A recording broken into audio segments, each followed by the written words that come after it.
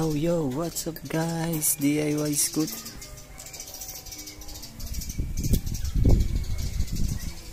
Ngayon ay preventive maintenance ba ang tawag doon? Shoe brake cleaning with this brake pads cleaner and degreaser. Lilinis na yun ng brake pads and shoe brake pad ba ang tawag doon? Basta yun, gamit ito. So start na. Ba mga kailangan natin? Pi tools na number 12 pala. 12. Then number 24, pangkalas doon sa ating gulong. Then brush at saka liha. So ano gagawin? Tanggalin muna natin yung pipe, tanggalin natin yung engine cover.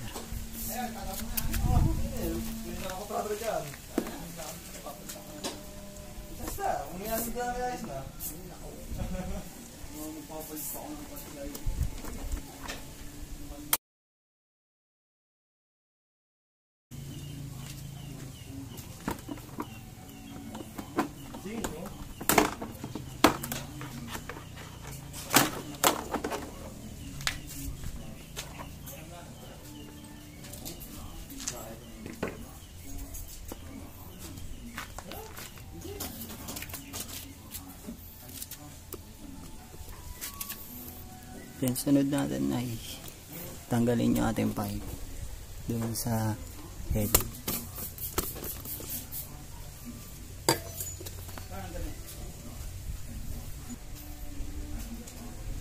So yun, hindi siya makikita kasi nasa ilalim. Silipin natin.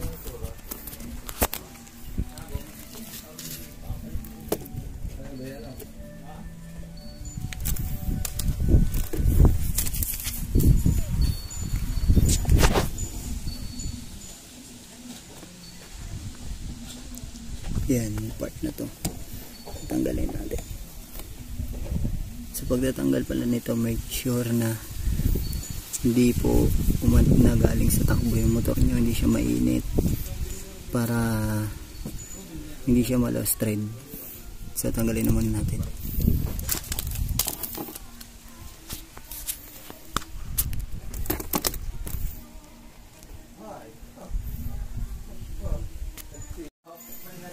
Kaya mo lang. Yung video, ano magkabuklas mo? Ang orya. Hahanapin mo ba yung version mo?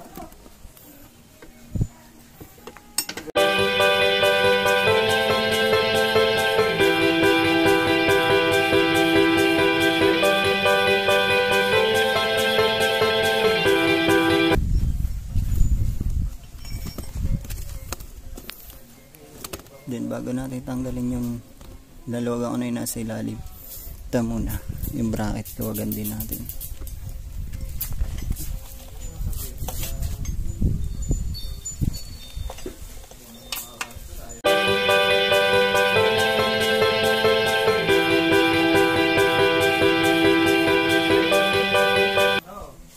Then tatanggalin na natin nandini sa may head gun, sa may head.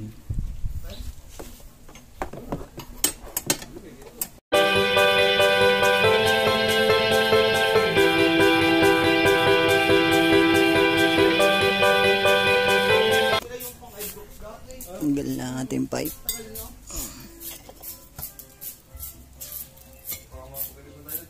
Tapos sasunod natin tanggalin yung ating gulong 22mm.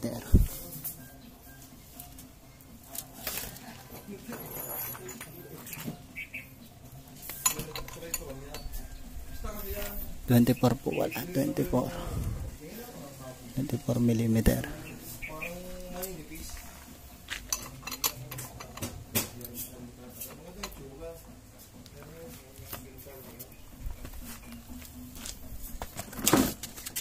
technique sa pagtatanggal na yan mga paps and mams. Tuunan nyo to motor nyo para lumapat sa sahig, tapos sipain nyo yun para madali siya matanggal. Huwag kayo matakot sipain, hindi yan masisira.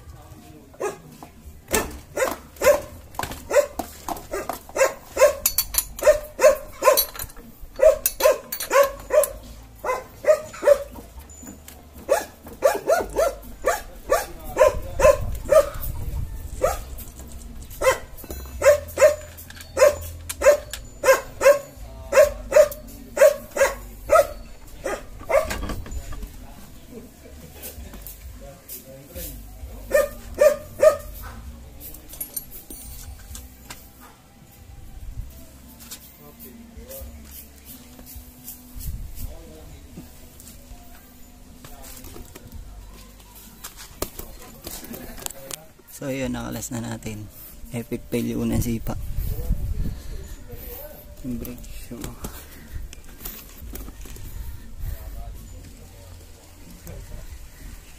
Yung brake shoe natin medyo makapal ba. Pero marami siyang kinis-kinis na part. Ito yung alisin natin. Yung makikinis na part na yan. Kasi yun yung nagpapadulas ng pagkapit ng shoe. Si Baby nagpa-vlog din. Then yung pati yung drum brake kanina. Dilinisin din natin.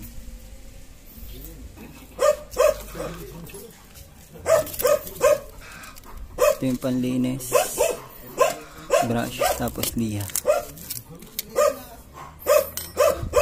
Sprayan muna natin siya.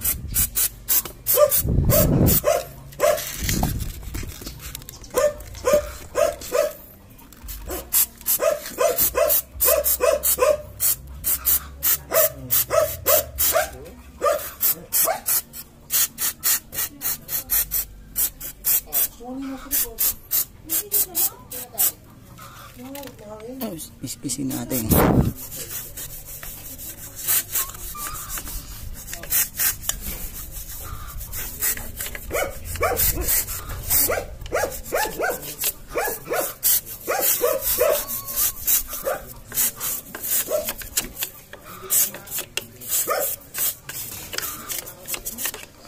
Pati yung ilalim kailangan linisin din.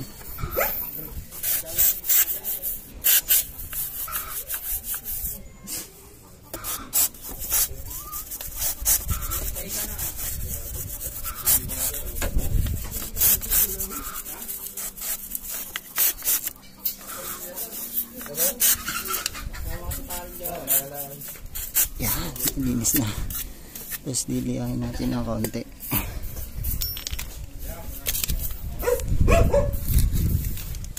Yan liya ay pa-counter para gumaspang siya ulit.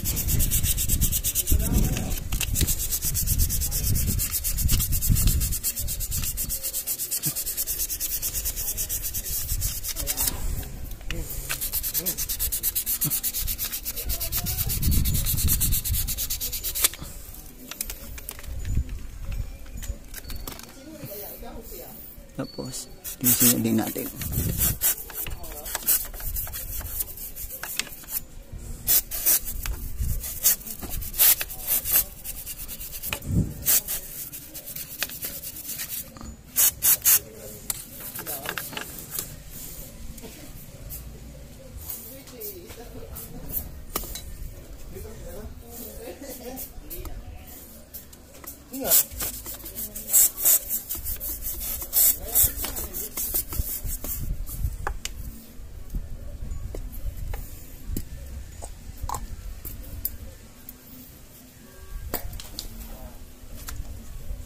So kung may time pa kayo, pwede nyo siyang linisin.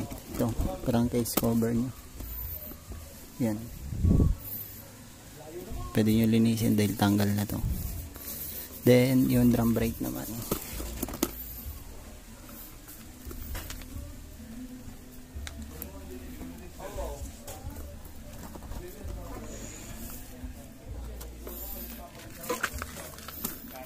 Ganun lang din. Lalagyan lang din natin ng spray. Tapos pupunasan.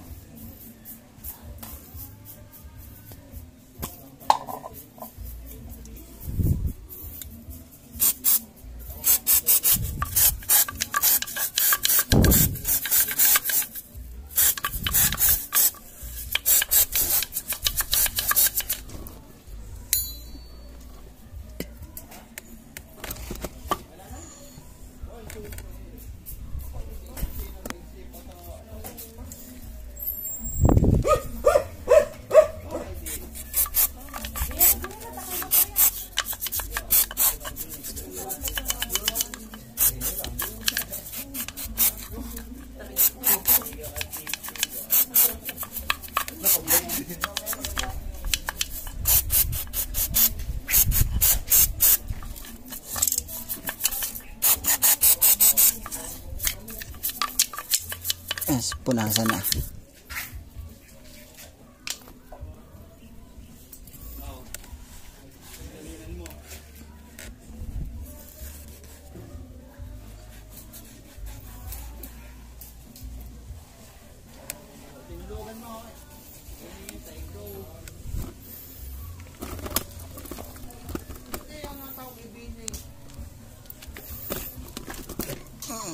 Malinis na. Anong bago na ulit? Yeah. Same as brake shoe natin.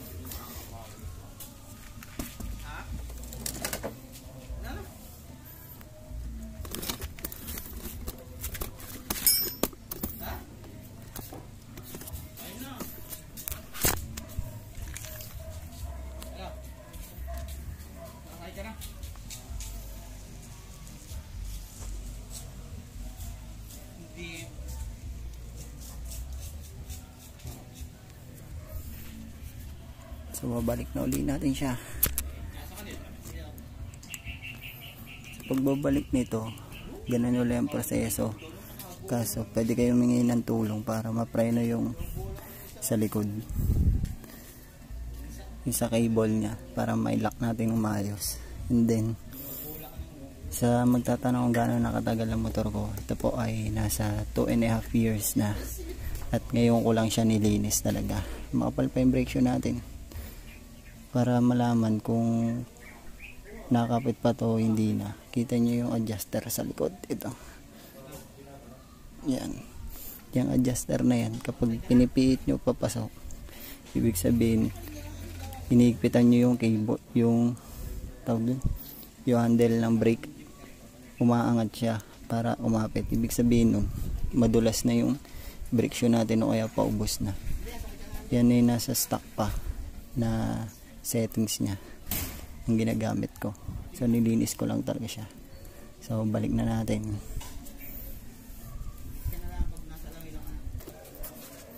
Bago pala natin ibalik, lagyan muna natin to ng grasa. Hindi ko na makalimutan. Lithium grease.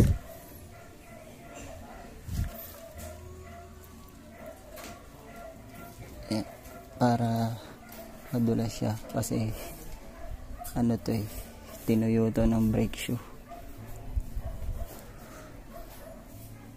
Tinuyo yan ng brake shoe natin, kaya kailangan natin ulit lagyan ng grasa, pati yung pasukan.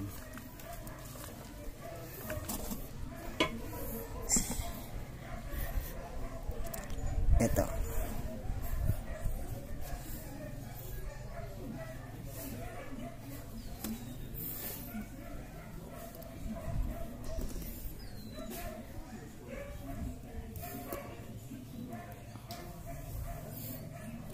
Tapos punasan na lang yung labis.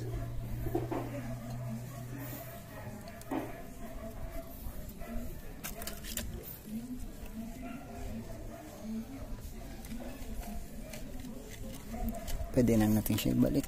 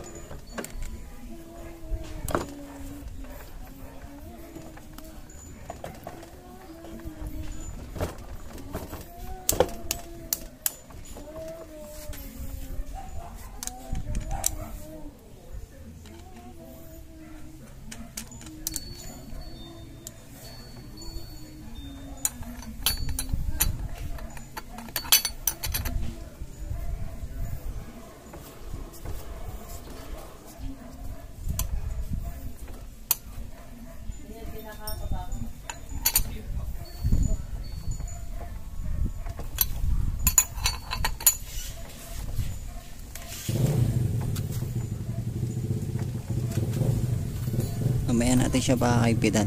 Babalik na muna natin yung pipe natin.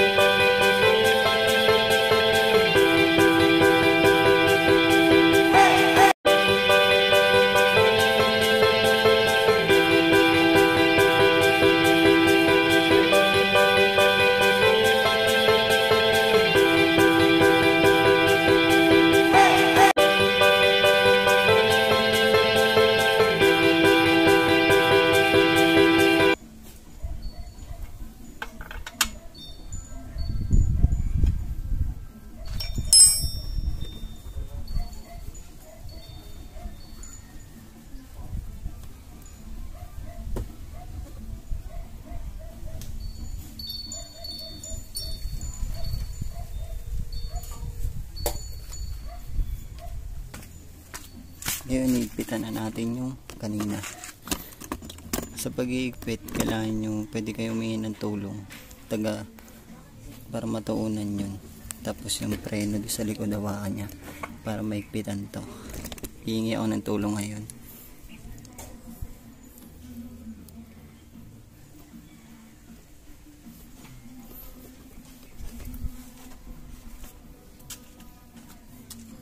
May pa-preno. Preno mo lang sa likod.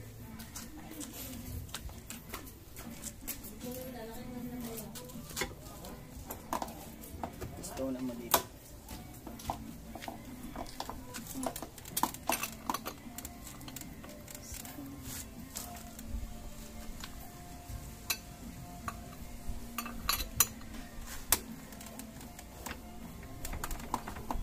Preno na yun.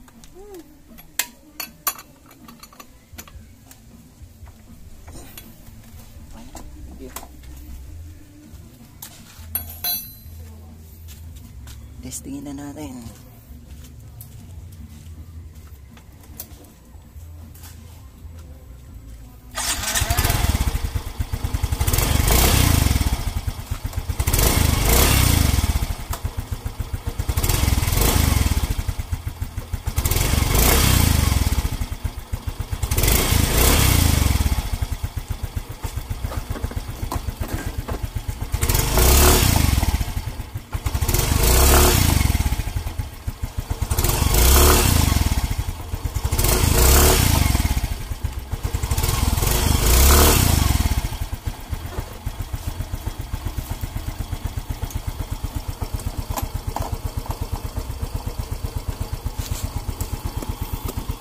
So yun, yung kanina yung nire-rev ko tapos pinapreno ko sa huli na naka-center stand, mahina lang po yung revolution ko. Wag nyo pong gagayahin yun, lalo na kung gagawin nyo re-revolution nyo siya ng malakas tapos peprenoin nyo siya sa likod, mabibengkong po ang bell nyo doon.